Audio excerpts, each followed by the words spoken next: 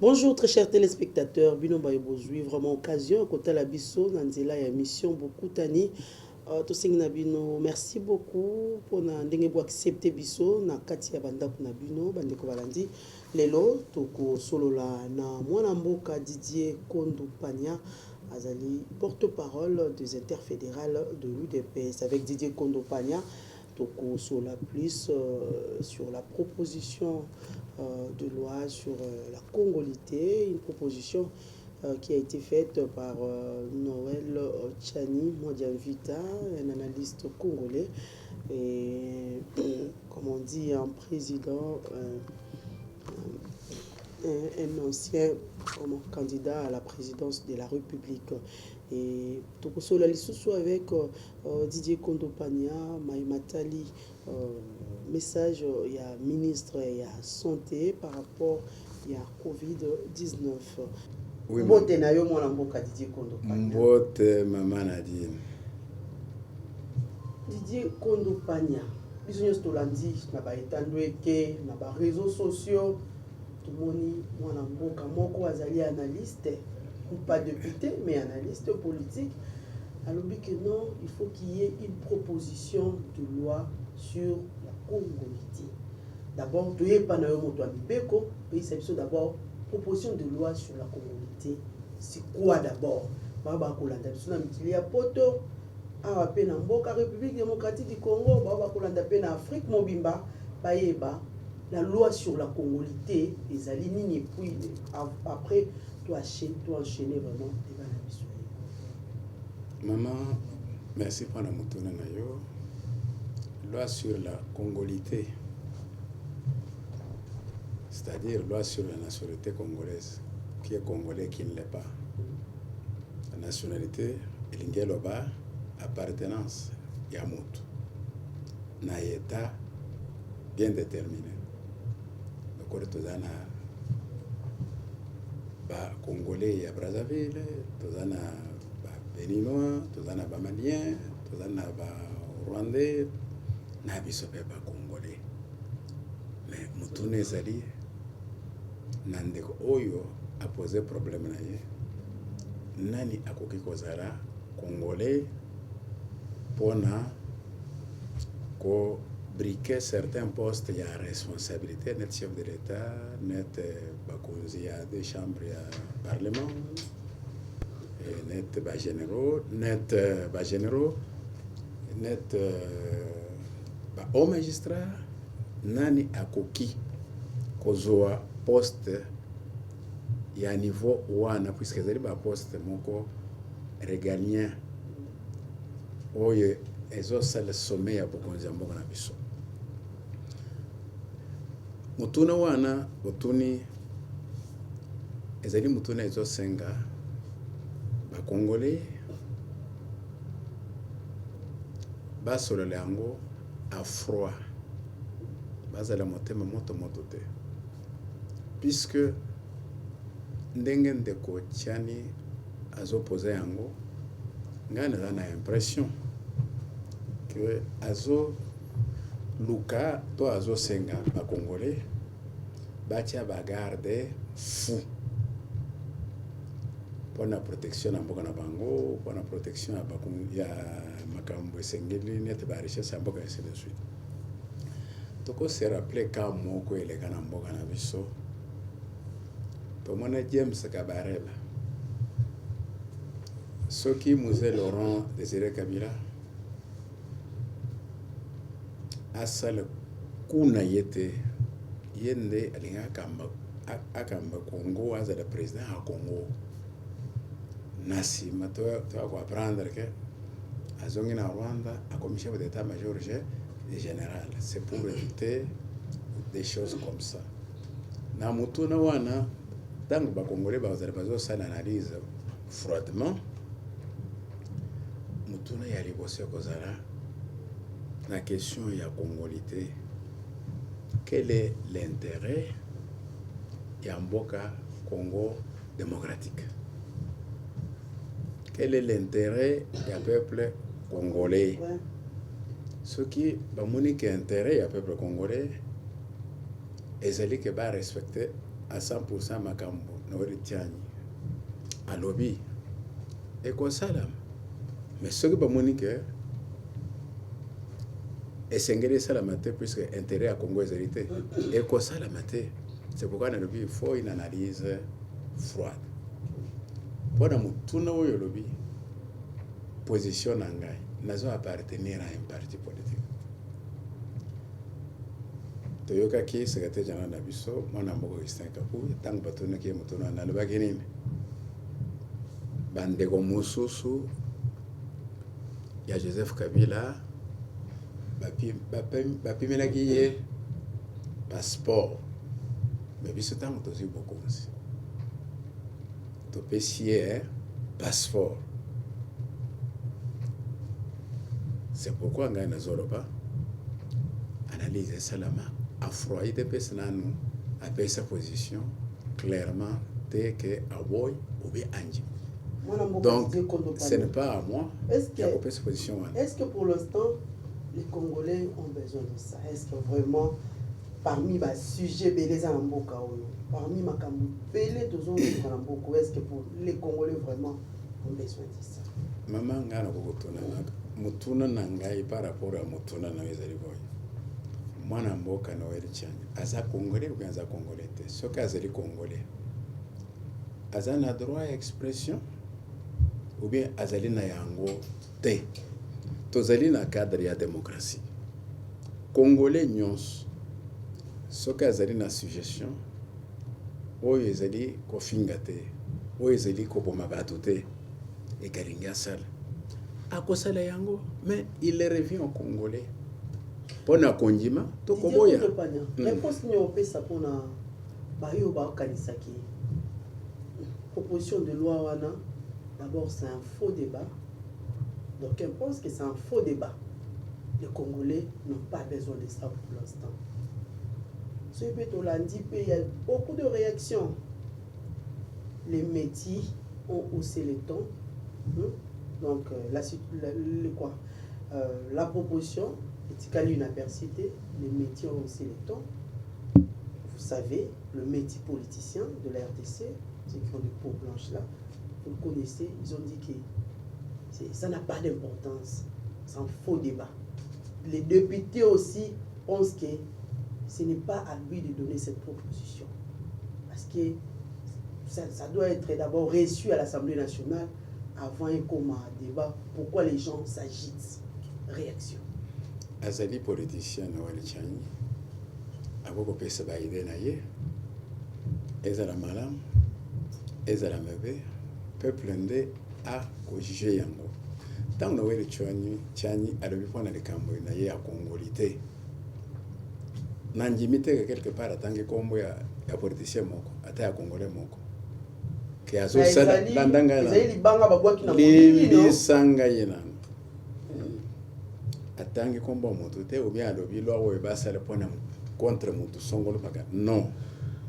Ça c'est de l'imagination. Ezali soit mauvaise foi, ezali soit kozanga koyeba.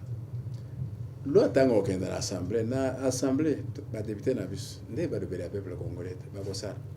Mais les autres touchés la question de la nationalité. Et que ce que vous connaissez, il y a un référendum. Le peuple a décidé. Mais le peuple n'a pas décidé. Quand l'Assemblée a décidé, na lo lengeni ni toko kolobake ezali mabe to ezali mabe te. C'est pourquoi na lobi ekosenga ba congolais ba analyser ngo froidement pour ba tala ce qui na kati ya proposition na Noël intérêt ya Congo na ba congolais ezali ce qui ezali mabe mais ba sous ba lobi qui sa propre intérêt na ye. Nos micros déjà sûr qu'il est. Il y a d'autres qui pensent que c'est pour ses propres intérêts. Maman, nazo yebsa yo boye. Na micro baladeur oyo faire circuler. Batu nyonso Hollandi balobi ke bapesi tor na tchang. Est-ce que ezali na batute bapesi pe raison? C'est pourquoi na lobi gardez votre mal en patience. Parce que to yebite peuple a décidé ni l'assemblée a décidé ni nini Noël Tchani a imposé à l'obité que le col azali Noël Tchani a créé un journal officiel à faire inscrire le Gambona Yewana va publier en gros comme il a c'est pas ça et ça les sujets après si va débattre un jour et comme une assemblée totale nini assemblée qui décide c'est pourquoi nous il faut que ça la yango à froid ce n'est pas un petit sujet c'est question à intérêt à Congo et ça dit côté nini mais le sujet qui blesse, il y a des réactions fustiges de partout. Moi, en Boka, être, comme on dit, des nationalités congolaises, père et mère, ça blesse pas.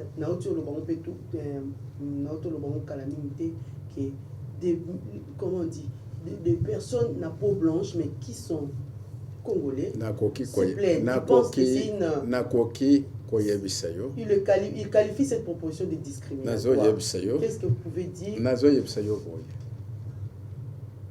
Ce qui est dans le tribunal, nous avons et c'est quand une proposition a lobby clairement que cette proposition contre tel. Mais les processus déjà écartent d'autres personnes. Je vous en prie. Ce n'est qu'une proposition. Ce n'est pas encore une loi. Ça peut frustrer les gens et contenter les autres, puisque tous les gens dans la radio, tous les gens dans la journaux, tous les gens dans la pour, tous les gens dans la contre. Mais à ma connaissance, batangi kombo amotote que bazo sala balinga ba sala wana likolo ya songolo paka non, ce n'est pas dit. Ezali invitation au peuple congolais baluka moyen ya koja bagarre de fou na bokonzi na bango na mboka na bango ndenga na uta ko yebisa yo soki muze Kabila Laurent Kabila asal kuna yete mbere James Kabarebe alinga zala président de la place à Moselle Laurent Kabila. Et à la fin de son mandat, il se retrouverait au Rwanda, le chef d'état-major général Ndenga-Tomonake.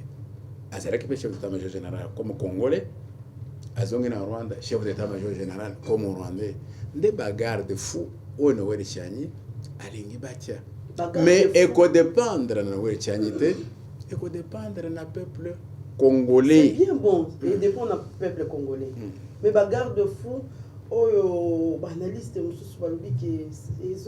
risquent de provoquer chute dans la République démocratique du Congo, alors que le dossier a déjà été enterré, nous avons déjà passé à autre chose. Maman, vous avez une intention et à ma vie. Tant que FCC, accord FCC caché Koufak, avant un Kouf. Maintenant c'est FCC tout la ndak biso nyonso mais lelo oyo menace wana esuka wapi lelo oyo FCC ekomi wapi mais FCC akomi koloka par tous les moyens dialogue ça un peu ya kota eko ça me pona nini parce que insécurité na est entrer en cosile makambo na mboka elakisi ke ebandi kotambola. Mais ce n'est pas ce qui est dans leur tête, parce que s'il faut d'ailleurs citer les noms, ça l'a mis ouvertement comme ça. Il y a l'ex-première dame qui a parlé par rapport à CGA Congolité. Lui d'ailleurs, elle pense que cette proposition risque de provoquer une chute, comme je l'ai dit tout à l'heure, et pourtant les pays, l'entremise de son mari, Joseph Kabila Kabange, a pris un bel élan, avec tout ce que Joseph Kabila Kabange a consenti comme sacrifice. Maintenant, maman, oui, ça, pour ne pas kokota na mutuno tunia Noël Chani. Ex-premier dame azole vake mboka ezoki ela apate mbali na ye sazo finga bisu. Je kabine ko fit. Ba mining nyonso ana ba créer kunana na Congo en faveur à nani. Il y a un ambal naye, na bande ko ambal naye. Autotikar nani Hollandite. Israël mutombo. Na ba découverte naye akuti ke bakasik net ba robé minako. bashadari baboshana bazali na carte visa connecté na compte ya trésor public, donc compte ya mboka carte wana ezali kuna avec droit ya par jour quelque soit ce que bazali bako 50 000, donc compte ya trésor est comme poche na ba nde ex première dame azo ko finga biso et pays avait déjà pris un bel nzamba alimbisa ye babomi mboka babebisi maso na mboka de fois commune kaka bango te makambo ya est oyo ese renforcer na pouvoir ni ya bango te nambali na ye wana to wolo bate mais pour na ko revenir na question na motono toni oyo etali kambo ya Noël Tchani nazo yebso clairement ezali question ya intérêt ya Congo na ya ba congolais tango ba ko examiner na peuple congolais et que ba monique na kati wana intérêt ya peuple congolais ezali mabezalité si bo monique intérêt ya peuple congolais ezalité ba ko sali langote. Donc il faut garder votre mal en patience, qu'aucun vite en besoin n'était ça ne sert à rien. Ok. Ne pas aller vite en besogne, ça ne sert à rien. Qu'on laisse, c'est encore une proposition, non une loi qui est déjà acceptée à l'Assemblée nationale. Donc, aux gens qui s'agitent, s'il faut comprendre le message de Didier Kondopagna, porte-parole fédéral interfédéral de l'UND, plutôt de l'UDPS. Donc, pas prendre mal en patience, pas question d'agiter, c'est juste une proposition à la calme. Et un autre sujet aussi, nous avons suivi le ministre de la Santé. Le ministre de la Santé, il a encore annoncé, il a encore rappelé par rapport à cette pandémie, il y a Covid. Déjà, nous sommes déjà, s'il faut dire, dans la saison sèche. Déjà, les cas est bandit jusqu'au matin. D'ailleurs, aujourd'hui, l'information est que 368 nouveaux cas confirmés juste dans le cas, il y avait 4 heures. Votre réaction? Maman, ministre de la Santé, Azana Torte, Asali Mabete, Asali Moussalanaye, il y a collègue sa gravité, il y a Covid-19, pour le peuple congolais, Atika Maseki, à prendre Vinaye au sérieux. Toyebi biso banso tango mokonzi ya mboka akitisaki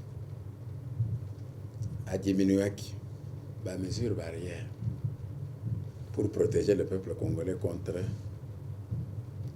le Covid-19. Alabaki clairement que pour y a masque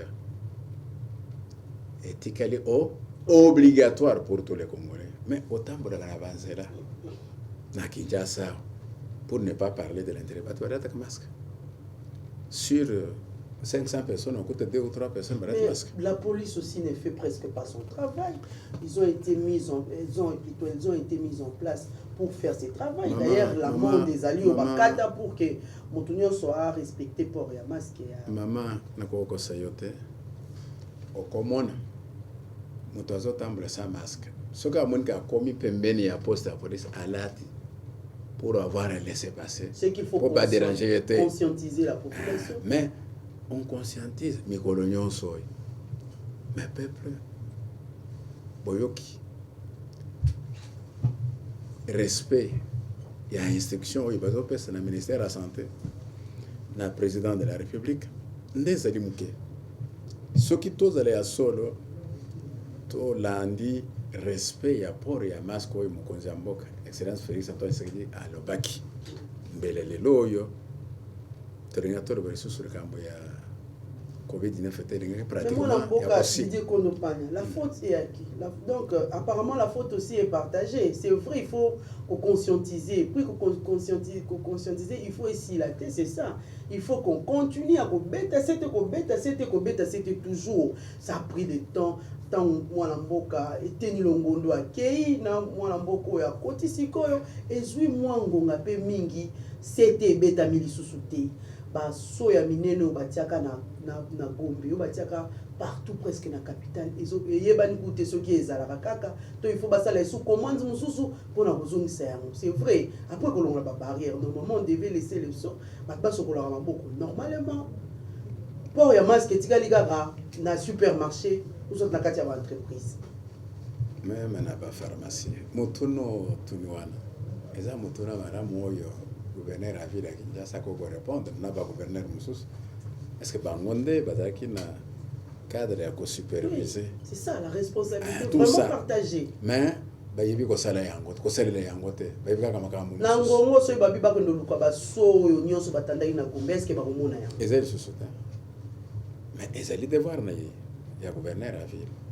eza devoir ya bagouverneur na province okokomituna te na sanza ya mars ti juillet ya année passée covid ezalaki terrible awa na Kinshasa mais à l'intérieur il y a eu des provinces entières oyo eyebaki ka wana mais lelo ekomi un peu partout. Il y a aussi la méchanceté, la mauvaise foi moto ayebi ke azali na eloko boye makei mpona kopanza ndenge tomonaka bandeko na biso bazokuta poto mais bazolinga te basala bancontrôle l'aéroport alors que avec les agents de la santé placés alors que soki biso bakongolais INR basali tokende na mboka mopaya bakosala lisusu muyembe ye moko akendaki nakanisi na Corée du Sud akendaki na ndeko mosusu asalaka na ye tout en étant responsable numéro 1 ya Covid awa na Congo. Mais quand il est arrivé batiaki ye na moninga na ye en quarantaine et po babe misa bango babanda kotambola normalement kabati nyonso balekaki na contrôle 3 fois. J'ai dit 3 fois. Mais bango soki bakoti na bayao balingi te bazo bana baradio pona kofing alors que il est question ya santé bana mboko bandeko na bango pe lisusu tolandaki pe kala mingi te likambo ya bayenja awo bayaki obanda na immeuble moko bozaki soki 150 na basangana ba congolais de suite sango ye kobima kena kati na bango batu ya corona bazali tango bakenda ko vérifier il y en avait 25 mais parmi ba 25 wana bawe baso bazaki contact bakutana na batu basololi bakabone etoko weba nombre na bango sala di ke mutu nyonso azotosa pour ya masque. C'est une grande garantie. Faut te respecter mbekwane zali malamu pona ko sauver vie ya bakongolais. Ok, merci beaucoup, mon amboka Didier Kondopania. Il faut qu'on respecte vraiment gestes de barrière, pour sauver la République démocratique du Congo. Un dernier mot avant tout si l'islam sur la biso. Bande konabiso ya Congo. Toyeba ke vie na biso ezali na priorité. Que ceux qui vivent en Esili lelo tokenda quelque part pona futa mbongo bazong service viwa tozala na bokebi tozala na butosi ya mayematali instruction nyonso o ezouta na ministère na biso oyo ezouta na riposte o ya COVID-19 eza pona lobiko na biso lobiko abana na biso parce que tokomi toyokaki na ba Brésil kuna 400,000 500,000 toyoki na bamboka mususu batu bakufaki 50,000 batu bakufaki 30,000. Est-ce que tolingi tokoma na niveau wana te? Donc totosa na losambo oyo tobetelaka ngolo mikono nyonso akosunga biso mais soki tozoboya kolata masque ata nkolo akosepela na biso te akomona ke toza batetu puisque atie mayele na ye na bato oyo bazokibisa biso mais biso tozoboya kolanda yango wana kozala faute na biso esengeli tolanda to respecte port ya masque kosokola maboko na savon distanciation ko respecte makambo nyonso wana ekosala biso malamu. Merci beaucoup Didier Kondo Pagna. Merci beaucoup de accepter l'invitation à Bisso, de Seigneur vraiment Matondi Mingi. Voilà, très chers téléspectateurs, Bino Banso Boko Landa Bisso, Namikili Apoto, na Afrique. Merci beaucoup parce que votre colonne d'émission la Bisso tout à l'heure, Boyoki P, Mwanamboka, Didier Kondo Pagna, Ndengia Siliko Limbo là vraiment. Donc, Isaïli Kambouya, Kousagité, prenez vraiment votre mal en patience. Vous allez la kimia, c'est une proposition qui n'est même pas arrivée à l'Assemblée nationale. Donc, bah, tiens, bien noté.